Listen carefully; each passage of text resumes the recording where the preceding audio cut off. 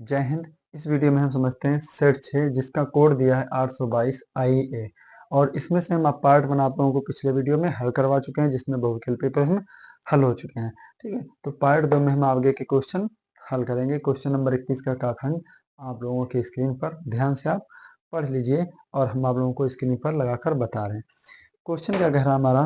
Question कह रहा है यदि बिंदु x, 5 तथा 2, -3 के बीच की दूरी 17 मात्रक है तो x का मान ज्ञात कीजिए। कोई बात नहीं, हमारे पास दो बिंदु दिए ए का मान दिया x, 5 और b का मान क्या दिया है 2, -3।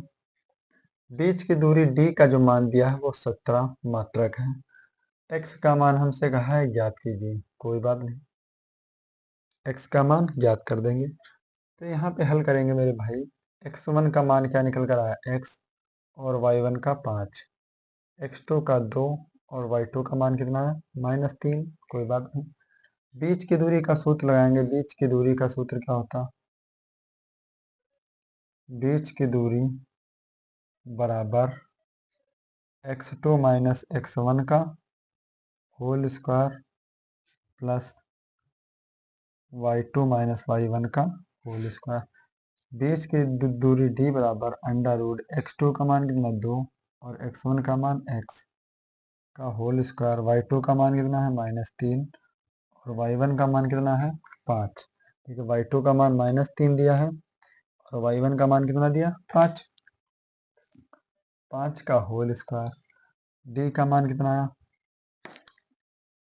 ये तो दिया x1 का मान x, y1 का मान 5, x2 का मान 2, y2 का मान -3। कोई बात नहीं, तो देखिए बीच की दूरी का मान कितना दिया 17 √a - b का whole square. a square plus b square -2a into B.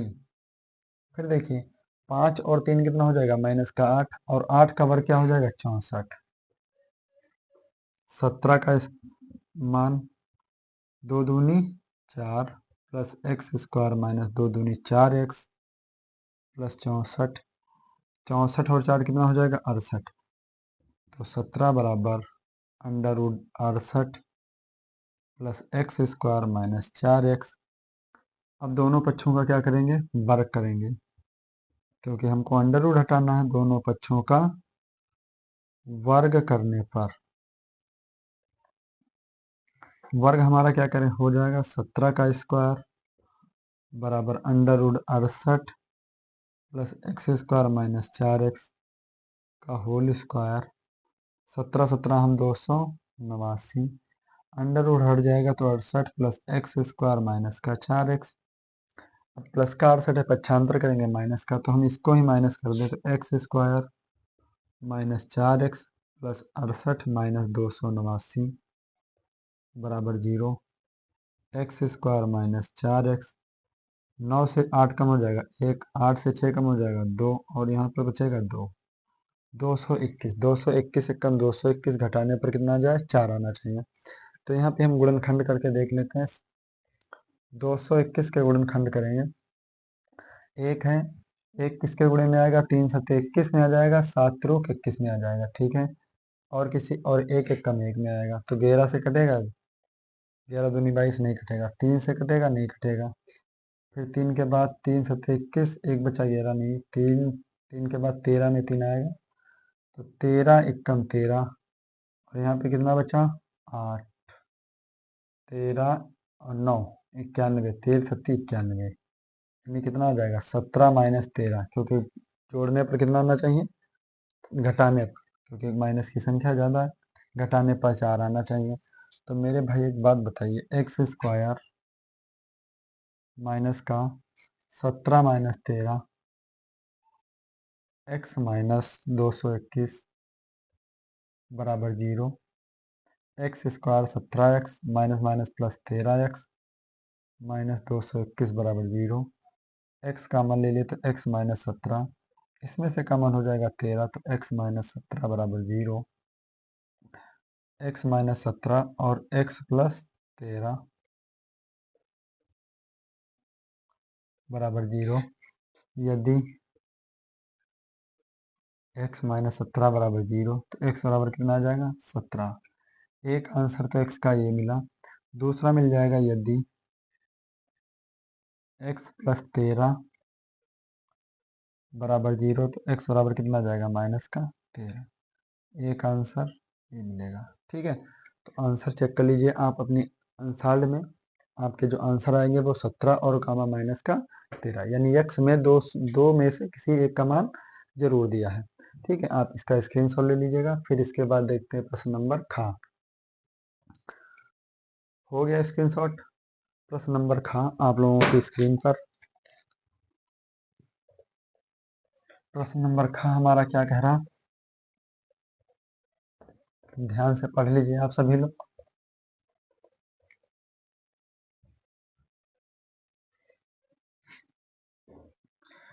प्रश्न नंबर खा कह रहा हमारा,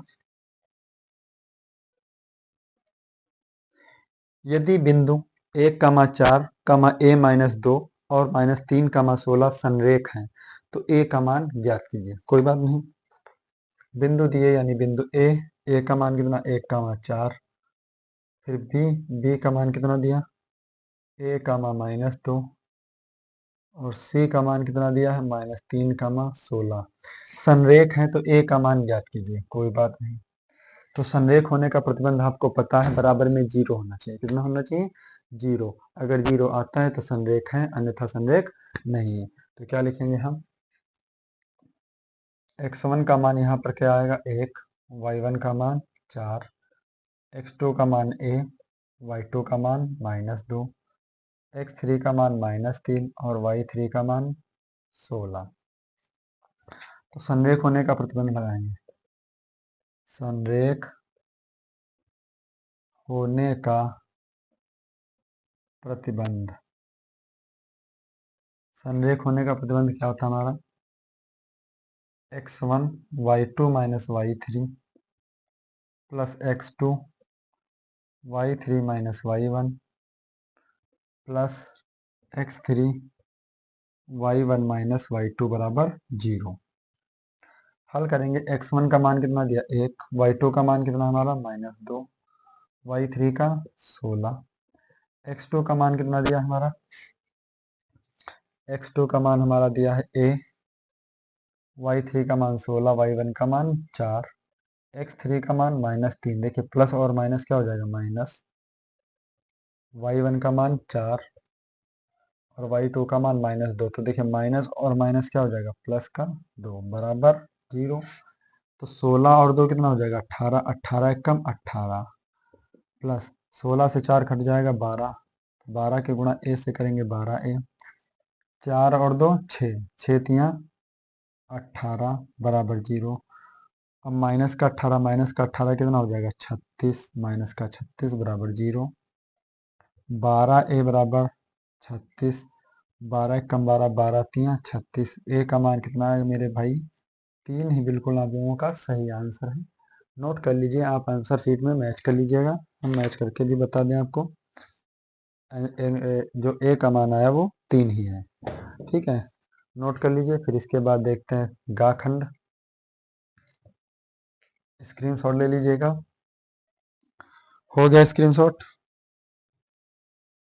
फिर गा खंड देखते हैं आपकी स्क्रीन पर। प्रश्न नंबर गा,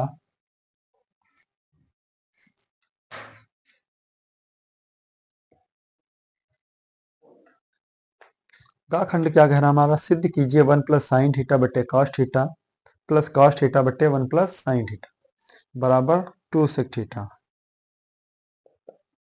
1 प्लस साइन थीटा बटे cos theta plus cos theta बटे 1 प्लस साइन थीटा बराबर 2 सेक थीटा। ये मान ज्ञात करना है, तो ये सिद्ध करना है। तो LHS बराबर RHS। तो देखिए हम यहाँ पर तिर्य गुणा करेंगे, 1 प्लस साइन थीटा के गुणा 1 प्लस साइन से करेंगे तो क्या हो जाएगा 1 प्लस साइन थीटा का होल स्क्वायर प्लस कास और कास के गुणा करेंगे तो कास स्क्वायर थीटा बटे कॉस थीटा और 1 प्लस साइन थीटा बराबर 2 सेक थीटा। हमको 2 सेक थीटा लाना है, तो कोई बात नहीं। ए प्लस बी का होल स्क्वायर यानी A square plus B square plus 2a into B, और प्लस का क्या दिया हमारे पास, कास स्क्वायर थीटा बटे cos theta 1 plus sine theta. देखिए एक sine square theta cos square theta एक पास कर लेंगे, sine square theta plus cos square theta plus 2 sine theta बटे cos theta 1 plus sine theta. एक देखिए एक और sine square theta plus cos square theta की सरसंख्या कितनी होती है, 1 प्लस 2 साइन थीटा बटे cos theta 1 plus sine theta, एक और एक कितना हो जाएगा 2 प्लस 2 साइन थीटा बटे कॉस थीटा और 1 प्लस साइन थीटा। यहाँ पर हम 2 कॉमन ले लेंगे मेरे भाई, तो क्या हो जाएगा 1 प्लस साइन थीटा बटे cos theta 1 plus sine theta, 1 plus sine theta से 1 प्लस साइन थीटा कैंसिल, तो यहाँ पे क्या बचा हमारे पास 2 बट्टे कॉस थीटा, इसको लिखेंगे 2 गुणे 1 बट्टे कॉस थीटा, 2 गुणे 1 बट्टे कॉस थीटा को क्या लिखेंगे सेक थीटा, तो हमारे पास आ जाएगा 2 सेक थीटा बराबर RHS। यही हमको क्या करना था, प्रूफ करना था मेरे भाई, ध्यान से समझ लीजिएगा, यही आप लोगों को प्रूफ करना था। उम्मीद करते हैं ये क्वेश्चन बहुत अच्छे से आपको समझ आया होगा। ठीक है, नोट कर लीजिए, स्क्रीनशॉट ले लीजिए, फिर इसके बाद देखते हैं प्रश्न नंबर घ। हो गया स्क्रीनशॉट, प्रश्न नंबर घ देखते हैं आप लोगों की स्क्रीन पर।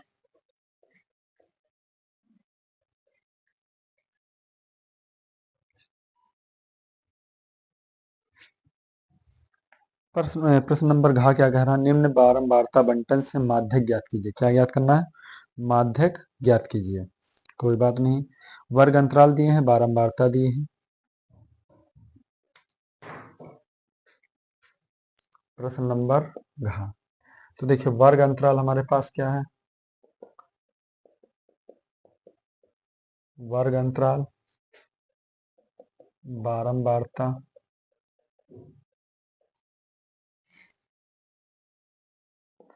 वर्ग अंतराल दिया हमारा है 0 से 10, 10 से 20, 20 से 30 और 30 से 40, 40 से 50, 50 से, ये 40 से 50 ही है बस। बारंबारता दी 6, 9, 20, 15 फिर 9। अब देखिए हमारे पास क्या है बारंबारता, अब यहाँ से हम निकालेंगे क्या संचयी बारंबारता, बारंबारता F होती है, बारंबारता को कैसे लिखते हैं F से। अब लिखेंगे संचयी बारंबारता, संचयी बारंबारता कैसे निकालते हैं हम, संचयी बारंबारता को लिखते हैं CF से। तो देखिए पहली संख्या तो पहली संख्या लिखी, फिर पहली संख्या में क्या जोड़ेंगे 9, 6 में क्या जोड़ेंगे 9 6 15, 15 में क्या जोड़ेंगे 20, तो क्या हो जाएगा 35, 35 में जोड़ेंगे कितना 15, तो हो जाएगा 50, फिर 50 में कितना जोड़ देंगे 9, तो हो जाएगा 59। यहाँ से हम योग करेंगे तो हमारा योग कितना आएगा n, n का मान आ जाएगा 9 5 14, 14 और 9, 14 9 हो जाएगा हमारा 23, 23 और 6 14 और 9 23, 23 6 29, 29 का 9 हासिल 2, 1 और 2 3, 3 और 2 5, यानी n का मान हमारा आ जाएगा 59। इनका मान कितना आ जाएगा 59, सही लिखा है। 6 9 15, 15 30, 30 20 50 9 59, कोई बात नहीं। यहाँ से हम हल करेंगे तो n बट्टा 2 कितना हो जाएगा हमारा, n बट्टा 2 हो जाएगा 59 बट्टा 2, या n का मान ही ऐसा प्रारंभ है। तो देखिए हमको बारंबारता निकालनी होती है, तो बारंबारता सबसे बड़ी संख्या कौन सी होती है, जिसकी बारंबारता सबसे अधिक हो, तो 20 आ जाएगा। यानी बारंबारता f का मान 20, n का मान तो 59 दिया है। बारंबारता वर्ग की जो निम्न सीमा होती उसे कहते हैं l, l का मान 20 और h का मान कितना आया हमारा 20 और 10 के 30 के बीच में अंतर 10। अब हमसे कहा है फिर CF संचयी बारंबारता निकालना होता तो बारंबारता वर्ग से एक पहले की जो संचयी बारंबारता होती वही हमारी क्या होती, संचयी बारंबारता। तो CF का मान क्या है मेरे भाई 15। अब हमसे कहा है माध्यक ज्ञात कीजिए, कोई बात नहीं, माध्यक बराबर, आप लोगों को साफ दिख रहा है, आवाज आप लोगों को अच्छी आ रही है, ये आप आप कमेंट करके बताते रहना, ठीक है, ताकि हम भी समझे कि हमारे पास हम जो पढ़ा रहे हैं आप लोगों को अच्छे से समझ आ रहा दिख रहा है, या आवाज आप लोगों को अच्छी आ रही है या फिर नहीं आ रही है, ठीक है। अब देखिए माध्यक का सूत्र क्या होता है हमारा, L प्लस n बटा 2 माइनस CF बटा F गुणे H। तो L का मान कितना है 20 प्लस n का मान 59 बटा 2 माइनस संचयी बारंबारता CF का मान 15 बटे F का मान कितना आएगा 20 और गुणे H का मान कितना 10, ठीक 10 दिया है। देखिए 10 0 से 0 कैंसिल, तो 20 प्लस बटे में 2 है, 2 से हर में गुणा, 2 से अंश में गुणा, तो 59 माइनस 15 दूनी 30 बट्टा 2 और मेन बट्टा 2 दिया है। तो 20 प्लस 59 से 30 कम हो जाए कितना बचेगा हमारे पास 29 बट्टा 2 और बटे में फिर 2 के साथ में 2 की गुणा हो जाएगी, तो क्या हो जाएगा 20 प्लस 29 बट्टा 4 बटे में 4 अच्छा नहीं लग रहा तो क्या करेंगे हम 20, देखो 4 और 20 की गुणा करेंगे कितना हो जाएगा 80 प्लस 29 बट्टा 4, 80 और 4 80 और 29 80 20 100 और 109 बट्टा 4। इसको अगर हम भाग कर लें उत्तर आपका भाग में आ रहा है या इतना ही आ रहा है, जैसे उत्तर है वैसे ही हल कर देंगे। तो घा का आंसर जो आएगा वो आप लोगों का क्या आएगा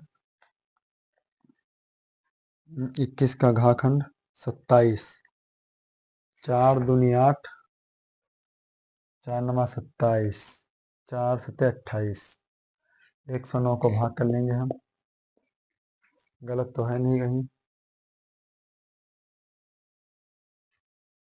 देखते 4 से भाग करेंगे, 4 दूनी 8, 2 बचा 9, 4 सत्ते 28, 1 9 से 1 दशमलव लगाया 0, 4 दूनी 8, 4 पंचे 20 यानी 27.25, 27.25 आप लोगों का बिल्कुल सही आंसर है, ठीक, नोट कर लीजिए आप लोग। फिर इसके बाद देखते हैं प्रश्न नंबर अड़ाखंड, घा के बाद अड़ा, हो गया स्क्रीनशॉट। फिर इसके बाद देखते हैं प्रश्न नंबर अड़ा आप लोगों की स्क्रीन पर।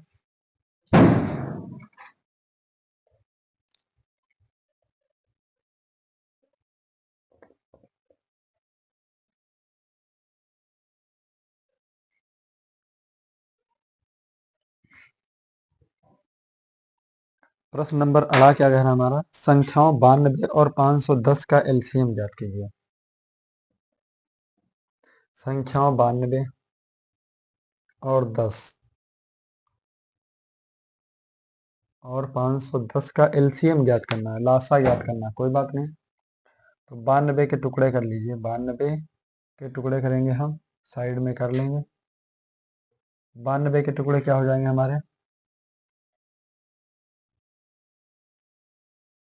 92 और एक 510 दोनों को साथ में कर लें, 2 से काटेंगे, 2 चक्कू 8, 2 छंग 12, 2 दूनी 4, 2 पंचे 10, 2 पंचे 10, 2 से काटे 2 दूनी 4, 2 तियां 2 से कटेगा नहीं, 23 से काटेंगे, 23 तो लास्ट में कटेगा, ठीक है, 2 2 से भी नहीं कटेगा, 3 से कट जाएगा, 3 और 24, 3 पचे 15, 3 से कट जाएगा, 2 3 और 8 24, 3 5 15, 3 से भी नहीं कटेगा, 25 5 से कटेगा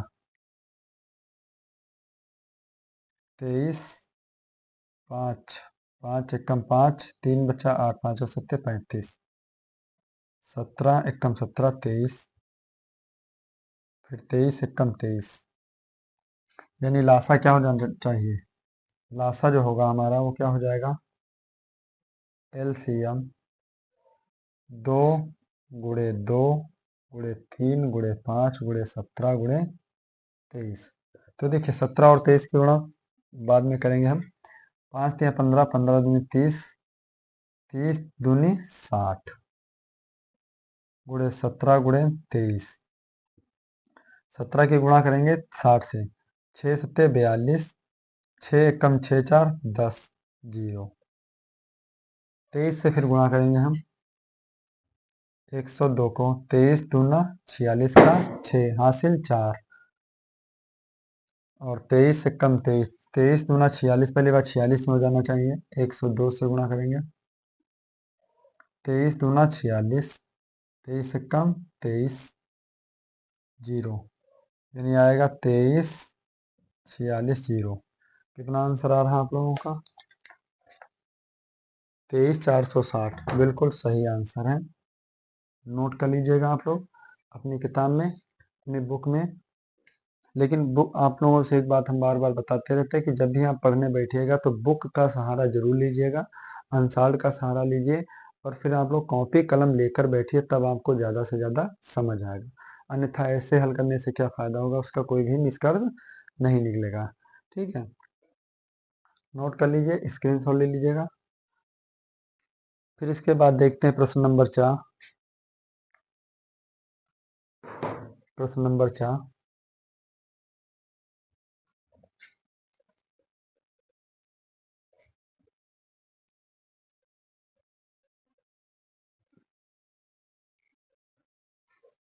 प्रश्न नंबर 4 आप लोगों की स्क्रीन पर क्या कह रहा है, सिद्ध कीजिए कि √3 एक अपरिमेय संख्या है। ठीक है, हम ये ऐसा क्वेश्चन हम बार बार हल करवा चुके हैं।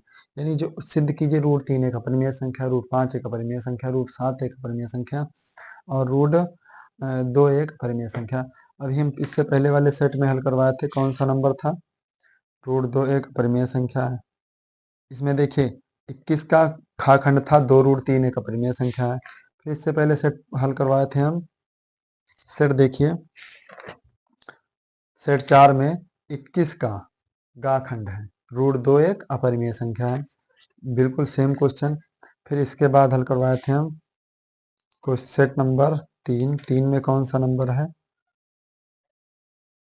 3 से 3 का जो नंबर है, 3 में ऐसा क्वेश्चन नहीं आया था। फिर 4 में देखें, 2 में, 2 में ऐसा क्वेश्चन, सिद्ध कीजिए √2 एक अपरिमेय संख्या है, और इसमें पूछा √3 एक अपरिमेय संख्या। भाई मेरे याद करना, ये क्वेश्चन बहुत इंपॉर्टेंट है, बहुत इंपॉर्टेंट है, वेरी इंपॉर्टेंट। आप इस पे लगा लीजिएगा, ये पेपर में जरूर आएगा, 110% पूछा जाएगा।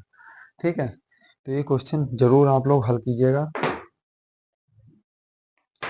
देखिए, इस सवाल को हल करने का सिर्फ और सिर्फ एक ही ट्रिक है।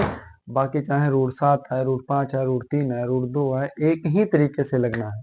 ठीक है, वो कैसे लगना है आप ध्यान से समझ लीजिएगा। माना √3 एक परिमेय संख्या है,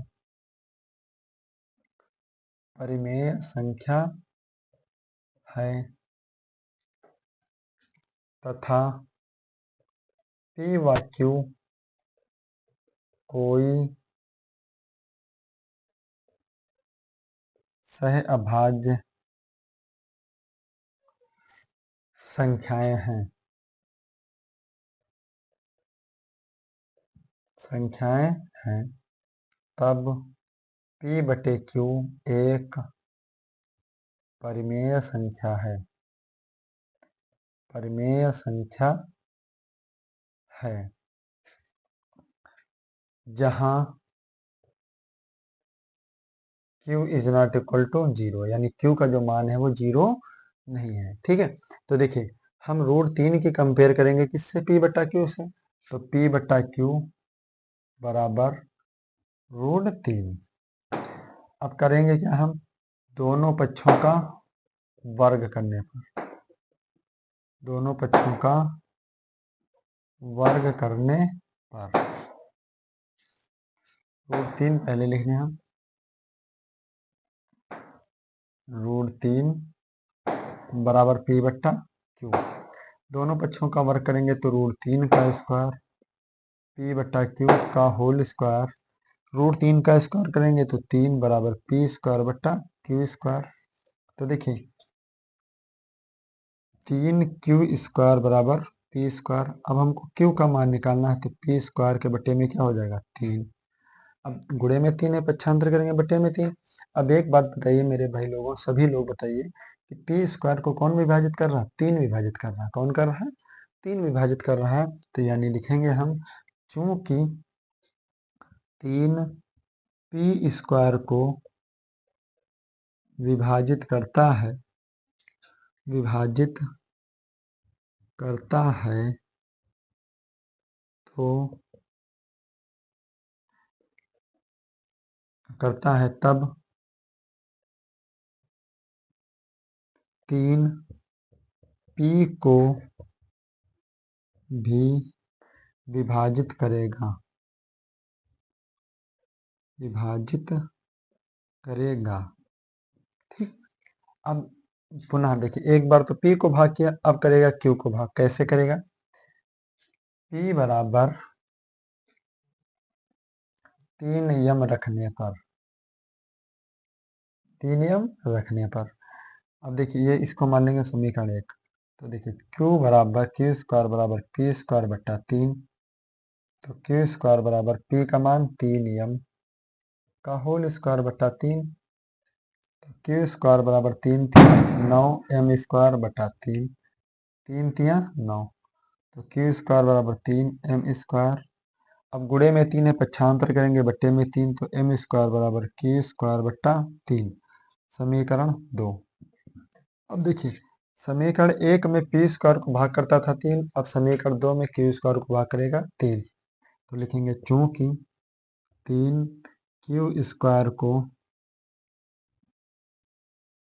विभाजित करता है तब 3Q को भी विभाजित करेगा, विभाजित करेगा। अतः √3 एक अपरिमेय संख्या है, अपरिमेय संख्या है। तो मेरे भाई लोगों, आप लोगों से यही बताना है कि क्वेश्चन जो भी है वो इसी तरीके से लगेगा, चाहे कोई भी क्वेश्चन हो। ठीक है, किसी तरीके का अपरिमेय नाम से कोई भी क्वेश्चन हो वो इस टाइप से लगेगा। आपको एक ही टाइप अच्छे से याद रखना ताकि आपको 10 टाइप याद करने की कोई ज़रूरत ना पड़े। ठीक है, ये क्वेश्चन आप लोगों को 2 नंबर का पेपर में ज़रूर पूछा जाता है, नोट कर लीजिए। फिर इसके बाद देखते हैं प्रश्न नंबर 22 नंबर का काखंड। ठीक है, नोट कर लीजिए फटाफट।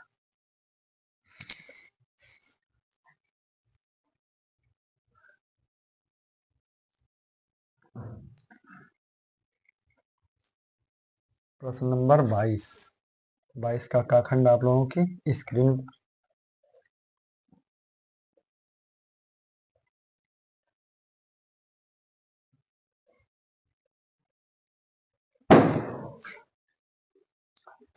अब अगला क्वेश्चन कह रहा है, देखिए ध्यान से, निम्नलिखित सारणी से बहुलक ज्ञात कीजिए। यानी हमको क्या ज्ञात करना है, बहुलक ज्ञात करना। बहुत अच्छा क्वेश्चन है, तो बहुलक ज्ञात करेंगे, कोई बात नहीं। 4 अंक का क्वेश्चन है, तो 22 का काखंड।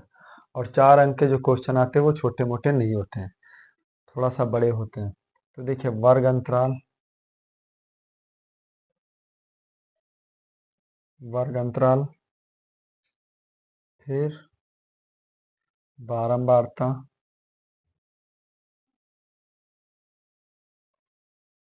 वर्ग अंतराल हमारा कितना दिया, 0 से 10, 10 से 20, 20 से 30, 30 से 40 और 40 से 50। फिर बारंबारता दी 6, 11, 21, 23, 14। अब एक बात बताइए, हमको हल करना है बहुलक। बहुलक का मान ज्ञात करना। बहुलक होता क्या आखिर? जिस संख्या की, जिस वर्ग की सबसे ज्यादा बारंबारता होती वही हमारा बहुलक होता। ये तो एक आम भाषा में कहा जाता है, लेकिन हमसे कहा है बहुलक ज्ञात कीजिए, बहुलक का मान अलग से हमको बताना है। तो कोई बात नहीं, देखिए, जिसकी बारंबारता सबसे अधिक होती है उसका नाम देंगे हम F0। क्या देंगे? F0। और पहले वाली बारंबारता को कहते हैं F1, और उसके बाद वाली बारंबारता को कहते हैं F2। यानी F0 का मान कितना है हमारा? 23। और F1 का मान कितना हमारा है? F1 का मान दिया हमारा है 21। और F2 का मान कितना दिया? 14। और बारंबारता वर्ग की जो वर्ग अंतराल है वो कितना दिया? 30। तो सबसे छोटी जो संख्या होती है पहले वाली, वो दी 30। और इन दोनों का अंतर कितना दिया है? 30 और 40 के बीच का अंतर 10। अब हम बहुलक का सूत्र लगाएंगे। तो बहुलक बराबर L plus F0 minus F1 बटे 2F0 minus F1 minus F2 गुणे H। तो L का मान कितना दिया? 30 प्लस F0 का मान कितना दिया हमारे पास? 23। F1 का मान कितना? 21। 2 गुणे F0 का मान 23 माइनस F1 का मान 21। F2 का मान कितना? 14। H का मान 10। 30 प्लस 23 से 21 कम हो जाएगा 2 बटे 23 दूना 46 माइनस 21 और 14 कितना हो जाएगा? 35 गुणे 10। तो 30 प्लस 2 गुणे 10 बटे 46 से 35 कम करेंगे 11। 30 प्लस 10 दूनी 20 बटा 11। 20 को 11 से भाग करेंगे कितना आएगा? 11 एकम 11, 9 दशमलव लगा 0, 11 ठीक 88। ठीक है, तो लगभग आएगा 1.8। 1.8। और 30 और 1 कितना हो जाएगा? 31.8। ठीक, 31.81। इतना ही आप लोगों का बहुलक आएगा। बिल्कुल सटीक आंसर। हम आंसर चेक कर रहे हैं। 31.8 ठीक, बिल्कुल सही आंसर। आप लोग आंसर से मिलाते रहिएगा। ठीक है, आप स्क्रीनशॉट ले लीजिए, नोट कर लीजिए। फिर इसके बाद देखते हैं 22 का खाखंड। 22 का खाखंड क्या कह रहा हमारा?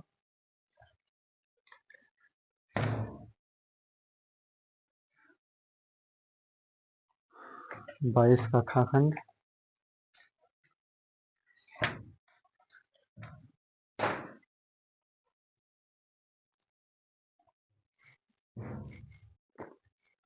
हो गया स्क्रीनशॉट। फिर देखते हैं खाखंड। आप लोगों की स्क्रीन पर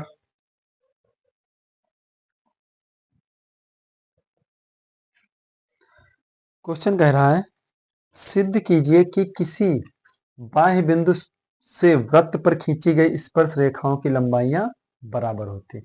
हमको यह सिद्ध करके बताना है कि बाह्य बिंदु से खींची गई,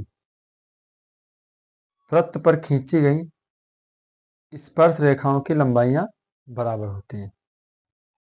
कोई बात नहीं, देखिए, एक कोई ये वृत्त है हमारा इस टाइप से। इस वृत्त से कोई बाह्य बिंदु मान लीजिए P। P से कोई स्पर्श रेखाएं पड़ी। P से स्पर्श रेखा इस तरीके से पड़ी। मान लीजिए A, A और B। केंद्र से स्पर्श रेखा इस तरीके से पड़ी। मान लीजिए O। फिर कहा है आपस में बराबर होती है, यानी हमें सिद्ध करना है कि स्पर्शी रेखा जो AP है, AP बराबर है किसके? BP के। ये हमें सिद्ध करना है। तो क्या लिखेंगे? सबसे पहले दिया है,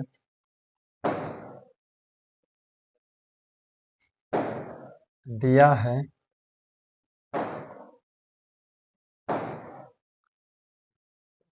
O केंद्र वाले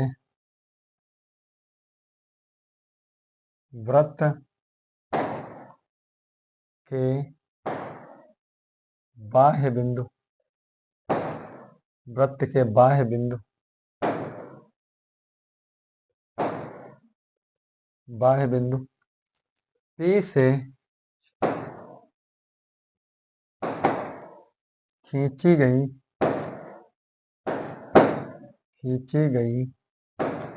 स्पर्श रेखाएं, स्पर्शी रेखाएं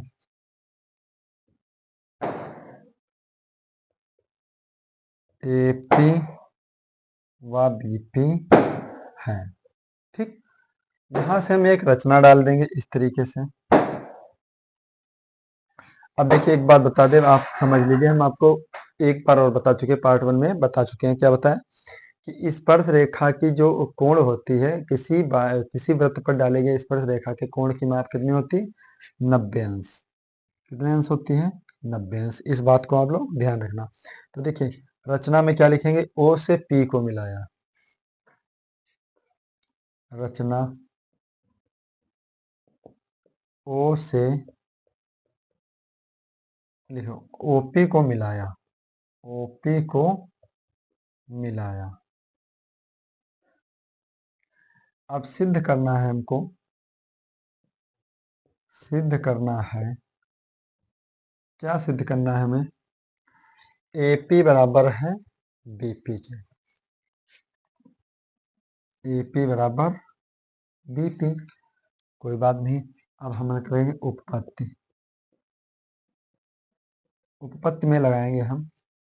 देखिए कोण OBP, कोण OBP बराबर है किसके? कोण OAP के, कोण OAP बराबर 90 अंश। दोनों के मान कितने हैं? बराबर हैं। OA बराबर है किसके? OB के, OA बराबर OB, और OP बराबर है OP के, किसके? OP जो बराबर है मेरे भाई वो OP के लिए बराबर का है, क्योंकि इसका रीजन है कोण A और B का जो अर्धक है OP, वो दोनों कोणों के लिए बराबर है, इसीलिए लिखिए OP बराबर OP। लिखेंगे उभयनिष्ठ, क्या लिखेंगे? उभयनिष्ठ रेखा है, उभयनिष्ठ रेखा है।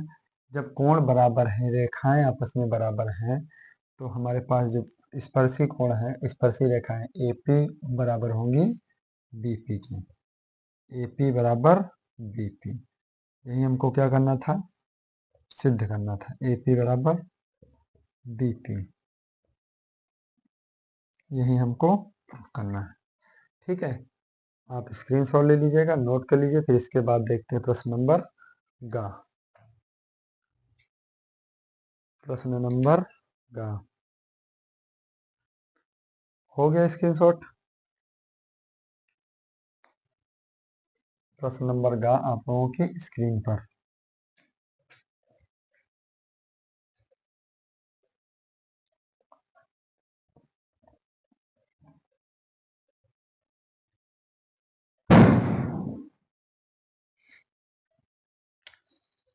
प्रश्न नंबर गा क्या कह रहा है हमारा? एक त्रिभुज ABC की भुजा BC पर एक बिंदु D इस प्रकार स्थित है कि त्रिभुज कोण ADC बराबर कोण BAC। सिद्ध कीजिए कि CA बराबर CB इंटू CD है। ठीक है, ये 4 नंबर का क्वेश्चन है, बहुत अच्छा क्वेश्चन है। तो देखिए त्रिभुज ABC, यानी कोई एक त्रिभुज इस तरीके से, इस तरह से एक त्रिभुज बना है, त्रिभुज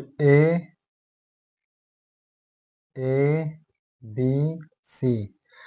फिर कहा है BC पर एक बिंदु D इस प्रकार है, यानी ये बिंदु D इस प्रकार है, ये बिंदु हमारा हो गया D, इस प्रकार है कि कोण ADC यानी ADC यानी तो थोड़ा सा तिरछा होगा कोण, ये D, कोण ADC बराबर है कोण BAC के, यानी पूरे कोण के बराबर है। कोई बात नहीं, तो लिखेंगे दिया है,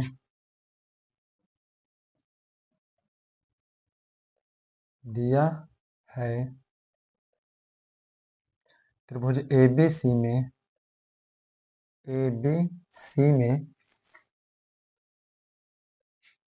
भुजा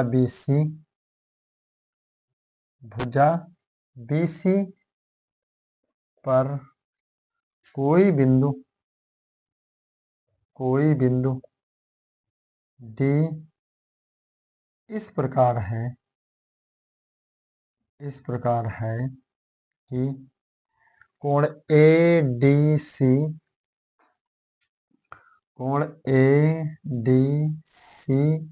बराबर है कोण BAC के। फिर हमें सिद्ध करना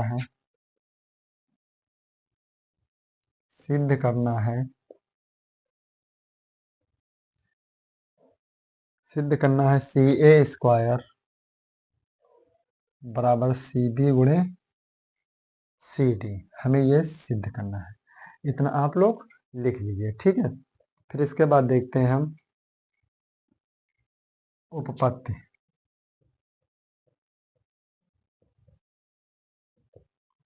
उपपत्ति में देखते हैं BCA, देखिए कोण BCA किसके बराबर है, कोण DCA। कोण BCA बराबर है कोण DCA की।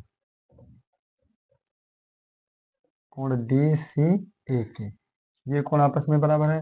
फिर देखिए हमारे पास BAC बराबर है किसके, कोण BAC बराबर है कोण BAC बराबर है कोण ADC के। कोण ADC, इस तरीके से हम क्या लगाएंगे, देखिए ध्यान से, CA बटे BC, CA बटे BC, CA बटे BC बराबर CD बटे BC। नहीं, फिर कोण ADC में CA बटे है BC के, तो CD बटे होगा CA के, CD बटा CA, ठीक है। CD बटा CA, तो CA और CA की गुणा करेंगे तो CA स्क्वायर, फिर BC की गुणा करेंगे तो क्या लिखेंगे, BC गुणे CD, BC गुणे CD, तो CA स्क्वायर बराबर, इसको लिखेंगे हम CB इंटू CD। हमें यही प्रूफ करना था, नोट कर लीजिए फटाफट अपनी कॉपी में या स्क्रीनशॉट ले लीजिएगा। फिर इसके बाद देखते हैं प्रश्न नंबर घ।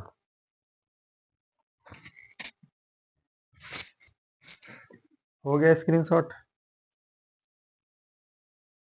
फिर इसके बाद देखते हैं प्रश्न नंबर घ आप लोगों की स्क्रीन पर।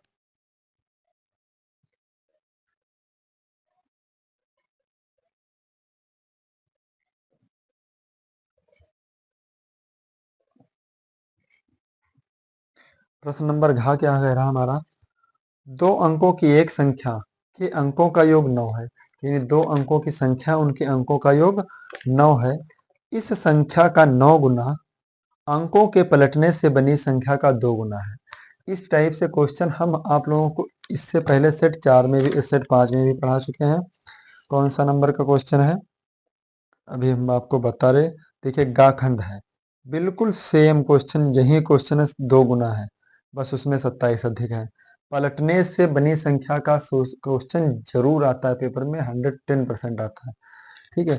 सेट 5 में भी आया और सेट 4 में भी आया है, शायद देख लीजिए, सेट 4 में नहीं आया, फिर सेट 3 में आया है, 2 अंकों की 23 का अथवा क्वेश्चन, ठीक, बिल्कुल सेम क्वेश्चन इस टाइप से जरूर पूछा जाता है। हल करते हैं भाई, आप लोग स्क्रीन पर देखते रहिएगा। 2 अंकों की एक संख्या,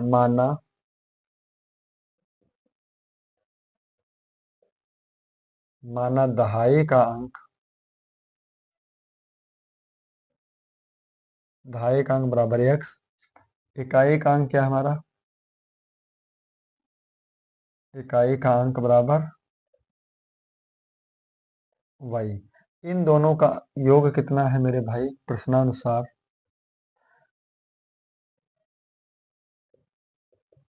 अच्छा बताओ, संख्या का दहाई का जो अंक होता है उसमें जो संख्याएं होती हैं वो होती हैं आपकी उसमें जो गुणा होती है वो 10 की गुणा होती है। कितने की गुणा होती है? 10 की। तो संख्या क्या हो जाएगी? अभीष्ट संख्या बराबर दहाई के अंक में 10 से गुणा और इकाई का तो अकेला रहता है। और इन दोनों का योग कितना दिया मेरे भाई? इन दोनों का योग दिया है कितना? 9। 9 दिया। ये समीकरण 1। फिर कहा है इस संख्या का 9 गुना, यानी इस संख्या का 9 गुना अंकों के पलटने से बनी संख्या का 2 गुना है। इस संख्या का 9 गुना, यानी ये संख्या हमारी पलटने से बनी संख्या हमारी क्या हो जाएगी? पलटने से बनी संख्या हमारी क्या हो जाएगी? 10y plus x. ये संख्या हमारी क्या हो जाएगी? 10x प्लस वाई बराबर 10y प्लस एक्स। इस संख्या का 9 गुना अंकों के पलटने से बनी संख्या का कितना गुना है? 2 गुना। कोई बात नहीं। तो देखिए 9 दशामन 90x प्लस 9y बराबर 2 दशामन 20y प्लस 2x। प्लस का 2x पक्षांतर करेंगे माइनस का 2x प्लस का 9y पक्षांतर करेंगे माइनस का 20y बराबर 0। वह संख्या कहाँ ज्ञात करनी है? तो देखिए 90 से 2 कम हो जाएगा, कितना बचेगा? 88x। और 20 से 9 कम हो जाएगा 11y बराबर 0। इसमें से 11 कॉमन ले लेंगे तो क्या हो जाएगा? 11 8 88 माइनस वाई बराबर 0। तो 8x माइनस वाई बराबर कितना हो जाएगा? 0 के बट्टे में 11 जाएगा तो कितना हो जाएगा मेरे भाई? 0 ही हो जाएगा। ठीक है। अब यहाँ से इसको हम समीकरण मान लेंगे 2। अब देखिए समीकरण 1 में प्लस का वाई, समीकरण 2 में माइनस का वाई। तो क्या करेंगे? समीकरण 1 व 2 को जोड़ने पर समीकरण 1 क्या हमारा है? x प्लस वाई बराबर 9। और समीकरण 2 क्या है? 8x माइनस वाई बराबर 0। माइनस वाई से माइनस वाई का प्लस से माइनस कैंसिल, 8 और 1 9x बराबर 9। तो x का मान क्या हो जाएगा? 9/9। 9 1 कम 9। तो x का मान क्या है हमारे पास? x बराबर 1, यानी x का जो मान आया वो 1 आया। अब x का मान हम समीकरण 1 में रख दें। x का मान समीकरण 1 में रखने पर समीकरण 1 क्या है? x प्लस वाई बराबर 9। x का मान 1 प्लस वाई बराबर 9। y बराबर 9 माइनस 1, तो y बराबर कितना आ जाएगा? 8। यानी x का मान 1 और y का मान 8। तब पूछा है हमसे संख्या बताओ। तो संख्या क्या हो जाएगी मेरे भाई? संख्या हमारी है 10x प्लस वाई। 10 गुणे x का मान 1 और y का मान 8। 10 एक कम 10 प्लस 8, 10 और 8 कितना होगा? 18। बिल्कुल सही आंसर है, आप लोग नोट कर लीजिए। 18 यानी 22 का कौन सा क्वेश्चन है? घाखंड 18 नंबर। बिल्कुल सही आंसर, आप लोग नोट कर लीजिए या स्क्रीनशॉट ले लीजिएगा। फिर इसके बाद देखते हैं प्रश्न नंबर 18। हो गया स्क्रीनशॉट? प्रश्न नंबर 18 आप लोगों की स्क्रीन पर।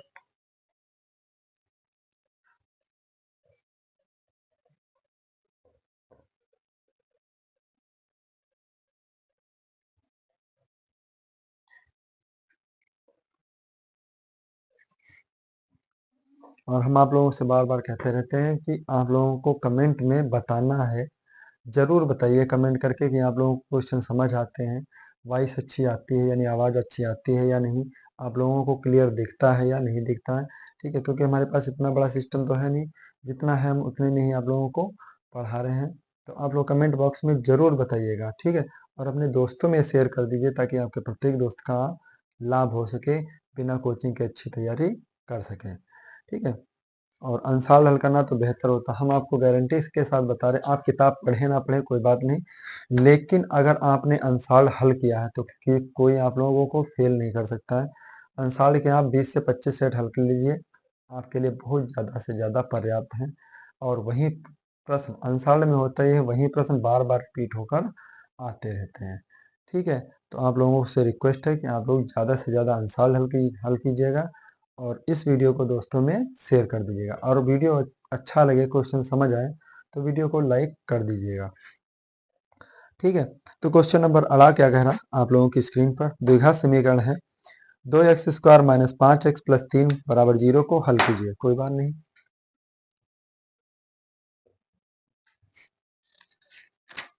2x² माइनस 5x प्लस 3 बराबर 0। तो 3 दूनी 6, जोड़ने पर कितना आना चाहिए 5।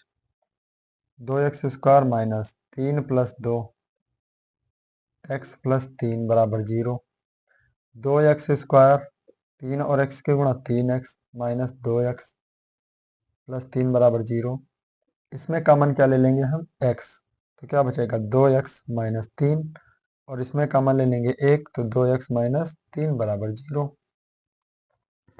2x 3 और x माइनस 1 बराबर 0। यदि 2x माइनस 3 बराबर 0 तो 2x बराबर 3, x बराबर कितना आ जाएगा 3/2, बिल्कुल सही आंसर। फिर दूसरा ब्रैकेट हल करेंगे, यदि x माइनस 1 बराबर 0 तो x बराबर कितना आ जाएगा 1। ये हमारा दूसरा आंसर। बताइए कितना छोटा क्वेश्चन 4 नंबर में दिया है, ठीक है। इससे छोटा क्वेश्चन तो हमें नहीं लगता होगा भी। 3/2 और 1 बिल्कुल सही आंसर है, आप लोग नोट कर लीजिएगा। फिर इसके बाद देखते हैं प्रश्न नंबर अड़ा।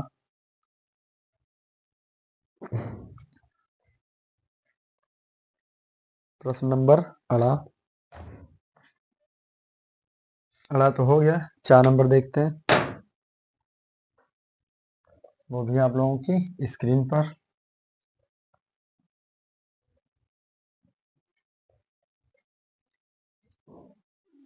प्रश्न नंबर 4 क्या कह रहा है हमारा, यदि एक बगीचे का परिमाप 120 है और क्षेत्रफल 800 मीटर, तो उसकी लंबाई और चौड़ाई ज्ञात कीजिए।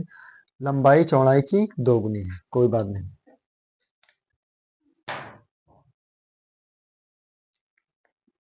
चार क्वेश्चन है, 4 नंबर। एक बगीचा दिया है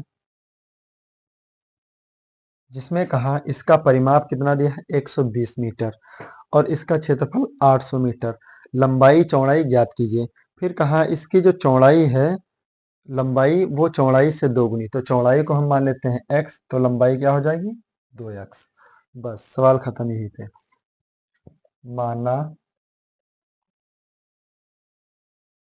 बगीचे की चौड़ाई, बगीचे की चौड़ाई बराबर x, तो लंबाई क्या हो जाएगी, तब बगीचे की लंबाई हो जाएगी 2x। और बगीचे का परिमाप कहाँ है, बगीचे का परिमाप बराबर 120। तो बगीचे का परिमाप, परिमाप का सूत्र क्या होता है 2 गुणे लंबाई प्लस चौड़ाई, 120। तो लंबाई कितनी हमारी है, लंबाई दी है 2x, चौड़ाई x बराबर 120। 2 और 1 3, 2x और 1 x 3x, 3x गुणे 2 बराबर 120। 3 दूनी 6x बराबर 120, 6 दूनी 12, यानी लंबाई कितनी हो गई, चौड़ाई कितनी हुई 20। तो x का मान 20 आया। अब चौड़ाई जब 20 है तो लंबाई कितनी हो जाएगी 40।